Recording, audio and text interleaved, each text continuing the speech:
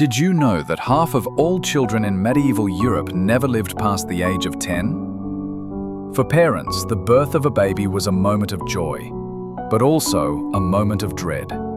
Every cry, every fever, every winter's chill could mean the difference between life and death.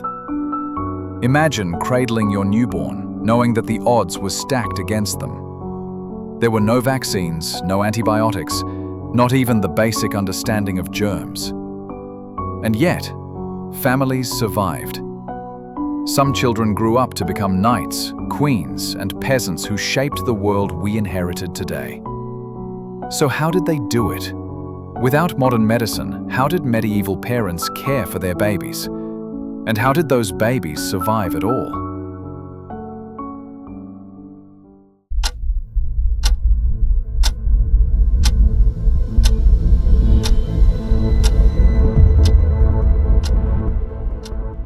Childbirth in the Middle Ages was not a private hospital experience.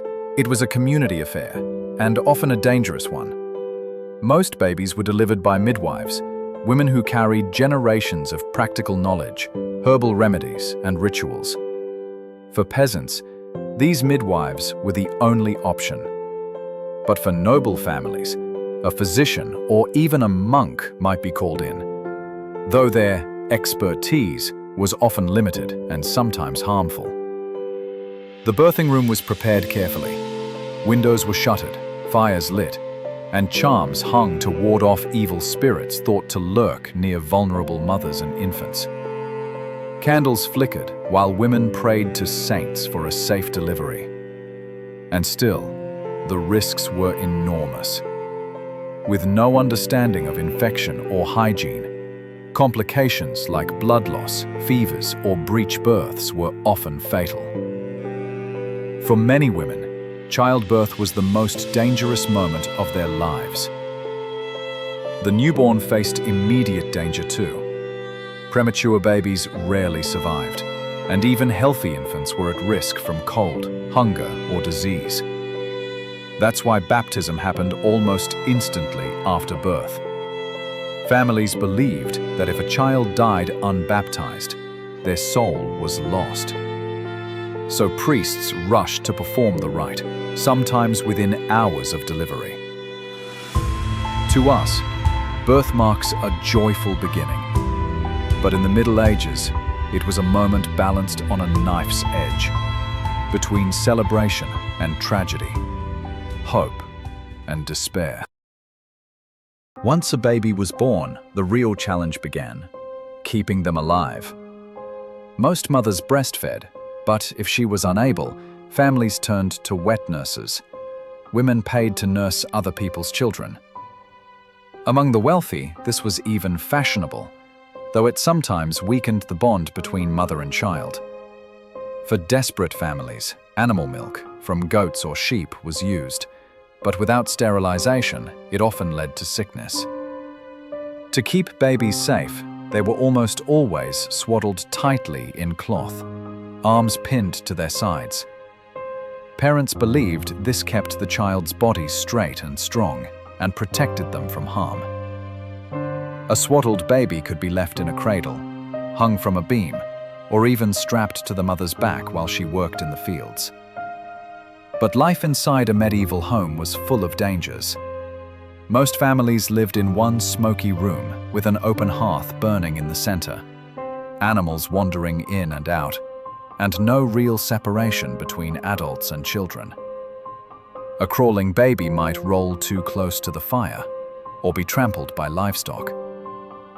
Even the simple air they breathed was heavy with soot, leading to coughs and sickness. Still, parents did their best to comfort and protect.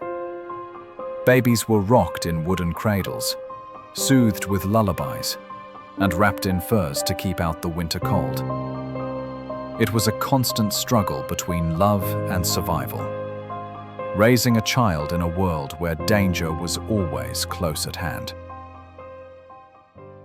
When medieval babies fell sick, and they often did, parents had little more than folk remedies and prayers to rely on. Herbal treatments were common: chamomile for fevers, fennel for colic, honey mixed with herbs to soothe coughs. But without proper knowledge of dosage or infection, what helped one child might poison another. Superstition filled the gaps where medicine failed.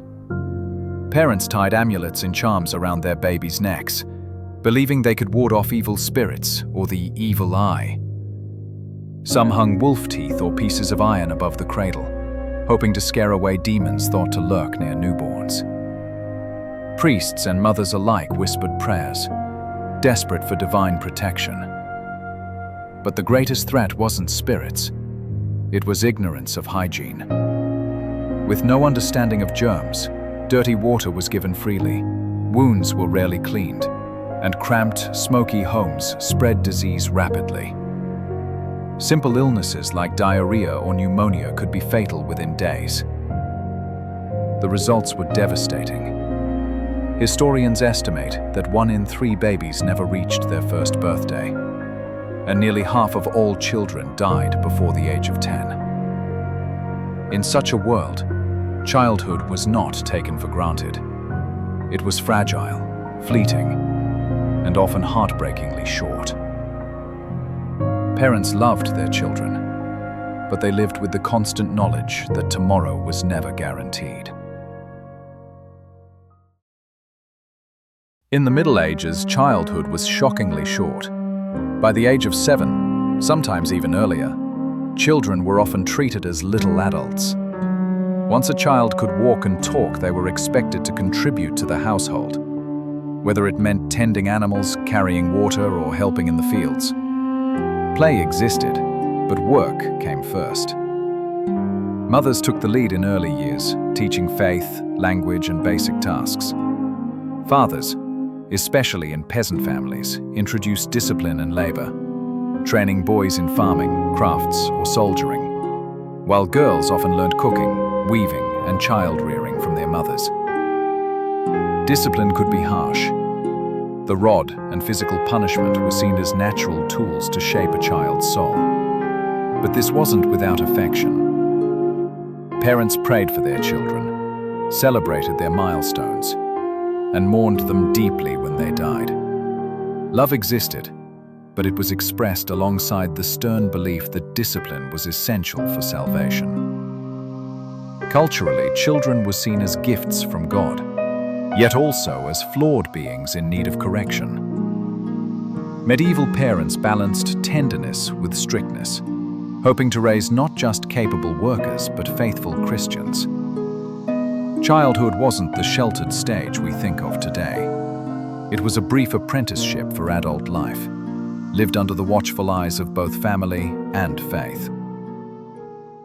There's a popular myth that medieval parents didn't really love their children, that high mortality rates made them cold or detached. But the truth is very different. Medieval parents loved deeply, just as we do today. Letters, diaries, and even art from the period reveal parents mourning lost children with raw grief, cherishing tokens, and recording names in prayer books to keep their memory alive. Still, life forced a kind of emotional armor. Many parents lost more than one child, sometimes 3, 4, or even half of their offspring before adulthood. To survive, they had to balance love with resilience. They attached, they nurtured, but they also braced themselves for heartbreak that could come at any moment. Yet affection was everywhere. Parents rocked babies, sang lullabies, carved toys, and prayed fervently for their safety. The difference wasn't in the love itself, but in the constant shadow of death.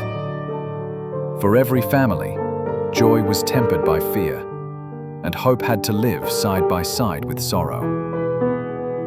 So while medieval parenting may look harsher to us today, the emotions were universal. Parents clung to their children, celebrated their lives, and carried their memory forward. Proof that love has always been at the heart of raising a child, no matter the century. Medieval parenting wasn't just about survival. It shaped the very foundations of family and society. Children were the link in inheritance, the promise of labor on the land, and the future of noble dynasties and humble farms alike.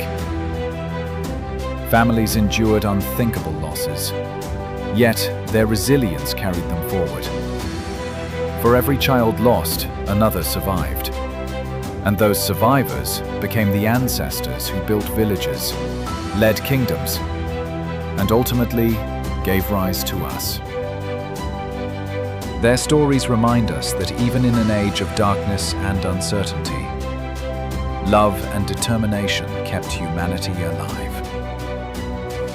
If you'd like to explore more about the world of the Middle Ages, make sure to subscribe to Echoes of Time and click the bell so you don't miss the next journey into history.